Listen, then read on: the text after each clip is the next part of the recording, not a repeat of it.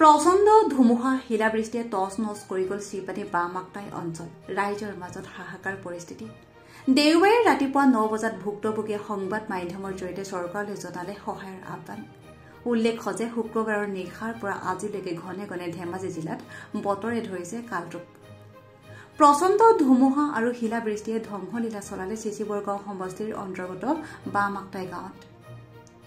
জিলাখনত ঘনে ঘনে অহা ধুমুহাই উৰুৱাই লৈ গ'ল গাঁওখনৰ অধিকাংশ লোকৰ ঘৰৰ টিনপাত।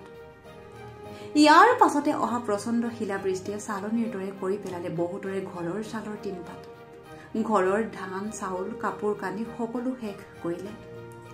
ধুমুহাই উৰুৱাই নিয়া গৃহ প্ৰচণ্ড শীতৰ মাজতো ৰাইজে ঘৰ মেৰামতি কৰিছিলেহে পুনৰ প্ৰকৃতিয়ে ধৰিলে কালৰূপ।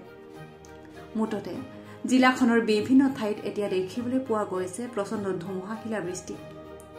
শিলাবৃষ্টি মানে সাধাৰণ শিলাবৃষ্টি নহয়। আকাশৰ পৰা যেন কোনোবাই কষাই দিছে 1 কিলোগ্ৰাম পৰ্যন্ত ওজনৰ শিলহে। ধুমুহাৰ ফলত গছ গছনি ভাঙি পৰাৰ লগতে বিদ্যুতৰ তাঁৰসমূহ ছিন্ন বিচ্ছিন্ন কৰি পেলায়। চাওক কিদৰে ছালৰ টিন ফুটাই চালনীৰ দৰে কৰি দিছে।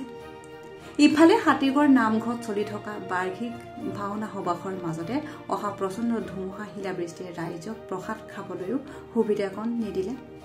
সৰহ সংখ্যক ঘৰৰে ছাল উৰুখি যোৱাৰ ফলত সকলো পানীত তিতি এক অবৰ্ণনীয় পৰিস্থিতিৰ সৃষ্টি হৈছে ৰাইজৰ মাজত। এই দুৰ্যোগৰ সময়ত চৰকাৰে ক্ষতিগ্ৰস্ত ৰাইজলৈ সহায়ৰ হাত আগবঢ়াবলৈ চৰকাৰক কাটৰ আহ্বান জনাইছে ক্ষতিগ্ৰস্ত ৰাইজে। ডাঙৰ শিল পৰি ঘৰ অৱস্থা একেবাৰে নাইকিয়া হ'ল। এতিয়া চাউল ধান যিকেইটা আছিলে ভঁৰালত ধানো ভাগি তিতি আদায় হৈ থাকিল। গোটেই ঘৰ দুৱাৰ ভাঙি আদায় গ'লে এতিয়া থাকিলেও ব্যৱস্থা নাই। যি ডাঙৰ শিল পৰিছে। কালি এতিয়া শুবই নোৱাৰিলোঁ। ৰাতি পৰি আছোঁ মাথাতে শিল পৰিছে। ডাঙৰ এঘণ্টা শিল পমিয়ে যোৱা নাই, ইমান ডাঙৰ শিল পৰিছে। এতিয়া শুব নোৱাৰি বহি আছোঁ। পানী একদম গোটেই দ, খাবলৈও চাউলেই নাই। আজিও পৰিলে নেকি? আজিও পৰিছে। আজিও পৰিলে, এতিয়া পৰিছে। আমি মানুহ থাকিবলৈ ব্যৱস্থা নাই, দৌৰ মাৰি ফুৰিছোঁ। ধমধমা আহিলে ল'ৰাটোৱে উঠাই দিলে। গোটেই বৰষুণে বতাহে তাৰমানে তাৰ অৱস্থা নাই। তাৰমানে কিতাপ জাপিছে আহি কিতাপ জুলি জিপলি হ'ল আকৌ। তাৰপৰা কি কৰোঁ আৰু তাৰপৰা উপায় নাপায় তাকে শুৱালোঁ আৰু যেনে তেনে অৱস্থা পাবি। ৰাতি বাহিৰলৈ ওলাই গৈছে, যাবলৈও দিয়া নাই ভয়তে আৰু। ইপিনে সিপিনে জেগা নাই, দোকানত পানী অৱস্থা নাই। ধান শিল কৰি দিছে। কৃষ্ণ প্ৰভু এইডাল শিল গোটেই অৱস্থা নাই। চৌৱে কাঁহীয়ে ভাতে কাঁহীয়ে পানী কাপোৰে কানিয়ে অৱস্থা নাই। ধোঁৱালে চোৱালৈকে শিলবখন আহিলে গোটেই আমি শুবলৈ জেগাই নাই, চব ফুটি শেষ হ'ল। টিংপাত নাই। আমি দুইটা দৌৰমাৰি পাই ওচৰৰ মানুহলৈ গ'লোঁ। তাৰপৰা আকৌ আজি একেই, আজি অকণমান শুকাইছিলে ৰ'দ দিনটো আকৌ একেই হ'ল। ল'ৰা ছোৱালী কিতাপ পত্ৰ তিতি শেষ হৈ থাকিল। এতিয়া কাইলৈ পৰহিলৈ পৰা পৰীক্ষা আছে। এতিয়া কিতাপ পত্ৰ বেগ চেগ চব তিতি শেষ হৈ থাকিল। এতিয়া চৰকাৰৰ পৰা অকণমান সাহাৰ্য বিচাৰোঁ, যদি দিয়ে ভাল পাম আৰু তাকে কৈছোঁ। শিল বৰষুণ বতাহ ধুমুহা এইপিনে এতিয়া আমাৰ ঘৰ ভঁৰাল ভাগিছে, টিং উৰুৱাই নিছে, ধান তিতিছে, এতিয়া দোকান ভাগিছে, গোটেই দোকানৰ বাই বস্তু তেতিয়া আদায় হৈ গৈছে। কালিতো যেতিয়া থমিলে আজিৰ পৰা আকৌ বতাহ বৰষুণ শিলাবৃষ্টি, এতিয়া আমি থাকিবলৈ কোনো উপায় নাইকিয়া হৈছে। গোটেই ভঁৰালৰ গুটি ধান তিতিছে। আমি মানে উপায় নাইকিয়া হৈছোঁ, কেনেকৈ থাকিম কি কৰিম। যদি ক্ষতিপূৰণ যদি আমাৰ হিমন্ত ছাৰে কিবা এটা যদি ক্ষতিপূৰণ দিয়ে আমাক, আমি তেতিয়া অকণমান হেৰি কৰিব পাৰিম। ধৰক আমাৰ এতিয়াতো ভঁৰাল তিতিছে, টিং ফাটিছে, গোটেই কালি শিলেতো টিংটো ফুটোৱালেই।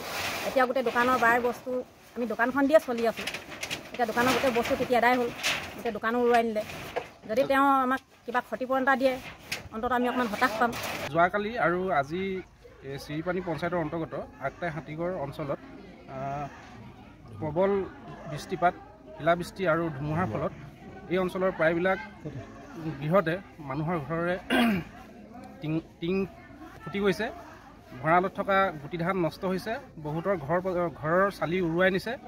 আজি এই গাঁৱত বছৰেকীয়া ভাওনা সভা অনুষ্ঠিত হৈ আছিলে। ভাওনা সভা অনুষ্ঠিত হৈ থকা অৱস্থাতে ভকত আমাৰ আগতাই হাতীগড়, পূব হাতীগড় বৰনামঘৰত সকলো গাঁৱৰ ভকত বৈষ্ণৱ সমবেত হৈ থকা অৱস্থাত অহা ধুমুহা আৰু প্ৰবল বৃষ্টিপাতৰ ফলত ভকত বৈষ্ণৱে পাতৰ আপোনাৰ প্ৰসাদ এৰি সকলোৱে মানে থিয় হ'ব লগা অৱস্থাৰ সৃষ্টি হ'ল। এই অঞ্চলৰ প্ৰায়বিলাক মানুহৰে গৃহত প্ৰবল শিলাবৃষ্টিৰ ফলত আপোনাৰ নষ্ট হৈছে। এই পৰ্যন্ত আমি চৰকাৰৰ কোনো প্ৰতিনিধিক বা বিষয়ববীয়াক আমি ইয়াত দেখা পোৱা নাছিলোঁ। স্থানীয় বিধায়ক এই অঞ্চলত উপস্থিত হোৱা নাই। আমি চৰকাৰৰ ফালৰ পৰা এতিয়ালৈকে কোনো মানে আমাৰ লগত এই সম্পৰ্কত কোনো ধৰণৰ যোগাযোগ কৰা হোৱা নাই।